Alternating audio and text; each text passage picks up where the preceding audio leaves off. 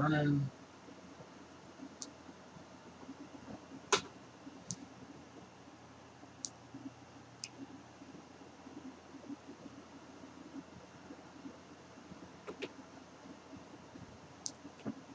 Hey, what is up, everybody? This is your boy AJ Trip, and we are here to talk about WarGames Takeover 2, or NXT Takeover WarGames 2. That happened probably about 10, 15 minutes ago. Ended I know one of my predictions came true. One of my predictions was that, we were going to have the 4 matches were going to be 4 stars, at least for each one, and we had a 5-star classic, and we had a 5-star brawl, and let's just jump right into it. We have to start off. We will start off with the guy, with the bro guy, Matt Riddle, coming out there, and him and Cassius Ohno had a confrontation on the pregame show. So they came out there, and then they had a little something, and and they had a match, and it started. The bell rung, and Riddle hit him with a knee and knocked him out basically, and then that was it. And so I don't know what that was. I don't know if that was just I guess maybe because Matt's from LA or something like that, or so they just wanted him to be there in his hometown or something. But it was just something that I'm not even calling it a match. I'm gonna say it was just the opening segment. It was like a Monday Night Raw or SmackDown opening segment. It wasn't a match, really. It really wasn't. So, but that's just what that was.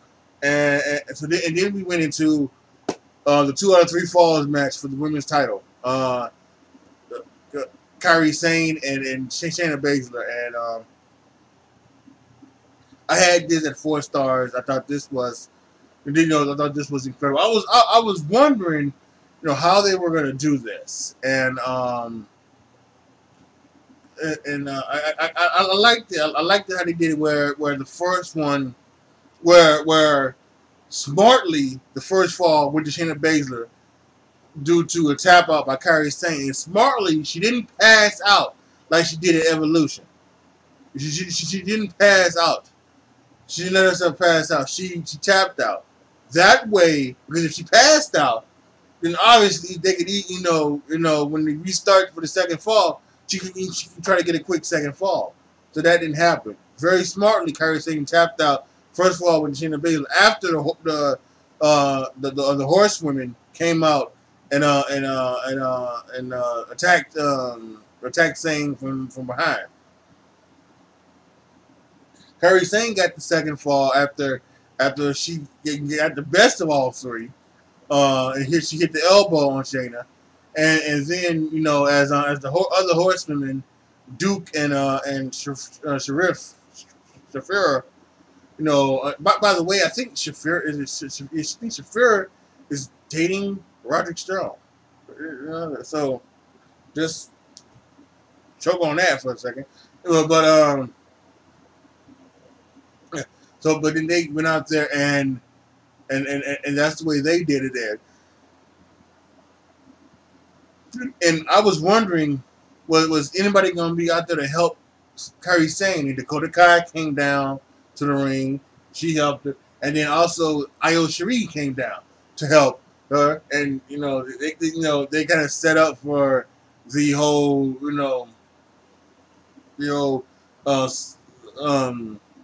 moonsault thing for her to do. And I will say, as good, as cool as that looks and everything like that, if you can't set it up to the point to where it just looks like it's like it's staged, that it's not just in one fluid motion, then I don't think you should do it. I really don't. I don't think you should really do it. But either way, that happened, and then she went back up Kairi Sane went back up to the top, went for the elbow, and on her way down, as she landed, Baszler caught her, flipped her over, rolled onto her shoulders as like like like the crucifix way, and pinched her and got the third fall that way. So I thought that was very, very entertaining. Very very quick matchup. Very quick matchup for a 2 out of 3 falls match. I would have thought a 2 out of 3 falls match would have would have gone maybe 30, 30 plus. This maybe went. I don't even think it went 20 minutes, but this was still good, and this is still and it still was 4 stars. So, good on them. The next match was Gargano and Aleister Black. And man, this was exciting. This was great. This is a great match between you two. This was some great storytelling. I thought this was really, really exciting. I gave it 4 and 3/4 stars. The reason why I didn't give it the full 5 stars was because they weren't selling the big moves right.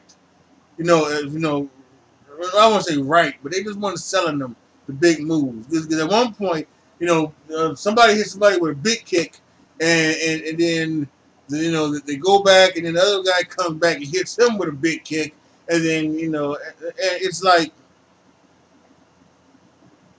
there's a way that you can do all of that and still sell it, and it's what it reminds me of. It reminds me of the whole thing when John Cena would do an AA, roll through, and then go for the second AA, but they somehow able to block the second AA, and it's like so yeah, it's something like that. So I couldn't give it the full Monty, but it was a very good match. Aleister Black went over with 2 black masks. And yes, it's masks, not black mask. I don't think it's a black mask. I think it's the black mask. Right? That's what it says on NBA 2K. on WWE 2K, excuse me. It's the black mask. MASS. Mask. So I think it's that. And then with 2 black masses, says I absolved you of your sins, and so we'll see where where Johnny Gargano's character goes from here. We'll see where Aleister Black goes from here. I would personally, I kind of think what he should do is that it should go back to in January, Aleister Black and Ciampa, and we should somehow get Gargano in there, somehow messing it up, and then and then maybe we have the 3-way back at the Takeover in New York at WrestleMania weekend. So maybe we can get that. But yeah, this was I thought this was fantastic, and this a great match. Next was the NXT title match between Ciampa and Velveteen Dream, and guys, this was absolutely just this was a classic among classics. This was a 5-star. This gets the full Monty. Just because this was excellent. Just this was stuff was sold in this match, and stuff was done. And they sold it, and then they still was able to go to the next thing. And doing something like a reversal. It was fantastic. You just love the part when the title is in the ring. And Dream goes and hits the DDT on the belt, and he looks at the referee and says, "I didn't know it was there. I didn't know it was there." And then he goes and covers him. And then that last sequence, when he was, when he did the driver on the outside, threw him in the ring, hit the elbow, got the 1, get the 2, he almost got the 3 count. And Ciampa goes to the outside. He tries to hit the elbow like he did with the EC3. Like he did hit the elbow while he was on the apron. Ciampa moved. He missed it. Ciampa threw him in the ring. DDT'd him on that little midway thing that's holding the 2 rings together for WarGames. And then DDT's him on that, rolls him up and goes and pins and wins. And it was just, it was just lovely. Oh, and can I also say I just love the fact that he incorporates everybody into his thing. He's doing Hogan, he's doing Macho Man, he's doing Shawn Michaels, he's doing Ravishing Rick Rude, he's doing everybody in his matches, which is absolutely incredible. Just a fantastic match between these two. And listen, and I know some people out there are like, I wanted Dream to win. Guys, he's gonna get that championship. He doesn't need it right now. He's 23 years old. If willing and able, knock on wood. If that's wood, this is wood. Nothing happens to him. He's got 25 years ahead of him. And I've said this before. He doesn't need to go to the main roster. Next year, 2019, that's gonna be Dream's year. That's gonna be Dream's year, and then 2020, let him get the call up then. But man, that's just fantastic from the Dream. That's absolutely fantastic. Yeah, like I said, 5 stars. It gets the 5-star. Excuse me, the 5-star full Monty for them. This is incredible. And then we had the match. We had WarGames. The entrants came in like this: Adam Cole and Ricochet. Then it was Kyle O'Reilly came in next, and then Hanson from the War Raiders came in. Then it was Strong came in next, and then it was the other War Raider. I forget his name already, but it was him. He came in next, and then it was Bobby Fish was last for the Undisputed Era, and then in something that I thought was very good. What was very good is that he took the chain and padlock that was on his thing. He took it away from the referee. Went over there, knocked out Pete Dunne for a second, and then padlocked it away. Now, see, what would have been even better? What would have been even better is if at some point earlier in the show we saw the Undisputed Era. We saw the Undisputed Era talking to each other, right? But what we should have saw was the Undisputed Era, with bolt cutters in their hands, like going outside or going somewhere, something like that. And then we can say that they can, so they could have hid the bolt cutters. But referees found the bolt cutters, let them out, and then Pete Dunne came in, and then all hell broke loose, and there was some spots, and there's some really good spots and some really good stuff. Again, things that are just like set up, in advance, so that the Tower of Doom spot, like that. And then you got Ricochet doing like a reverse 720 or an inverted 720 or something like that. I don't know what the hell it is, but he did it off the top of the cage, and so we had all that. The finish with Pete Dunne hitting the bitter end on Adam Cole, and then I don't know what else was. I don't know if it was a frog splash or a shooting star press, but then Ricochet came down on top of him, and they both covered him for the victory. So yeah,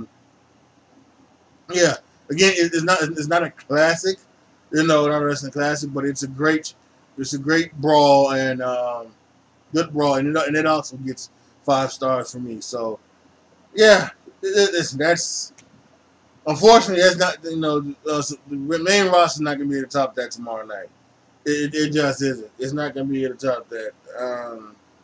And it's unfortunate. It's unfortunate because excuse me, you actually have some matches that probably could, right? Lesnar and Bryan could. Shinsuke and Rollins could. I think Flair and Ronda could. And I think the cruiserweight match could, but that's not part of the Raw vs SmackDown. But the cruiserweight match could could do that. Could have a thing like that. But I don't think you're gonna get 5-star, 2 5-star matches. I don't know if WWE's ever had an event where they had 2 5-star matches. I'm trying to go back in my Rolodex and think if they have ever had a. Well, actually, yeah. WrestleMania 10, it would be Brett and Owen, the opening match, and then you had the ladder match between Shawn and Razor. So that was that, and that's kind of like what this was, right? Because you got you got the wrestling classic between Brett and Owen, then you got the gimmick match / type brawl match between Shawn and Razor. And that's what you had here tonight.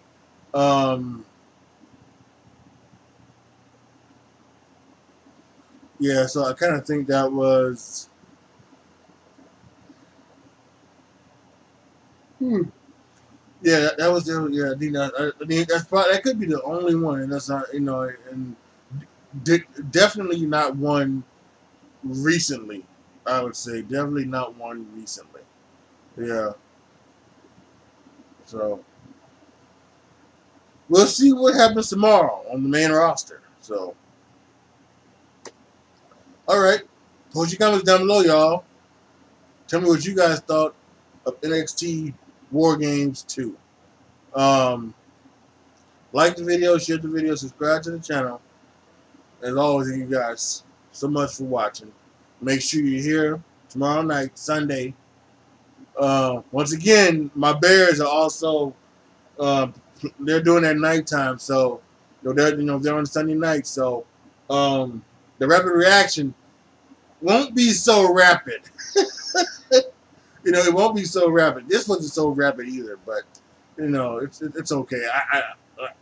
I think if it's 15 to 20 minutes, no, if it's in that range, if it's less than 20 minutes or less than a half an hour after I've seen the pay-per-view, then I would say that it could constitute as a rapid reaction.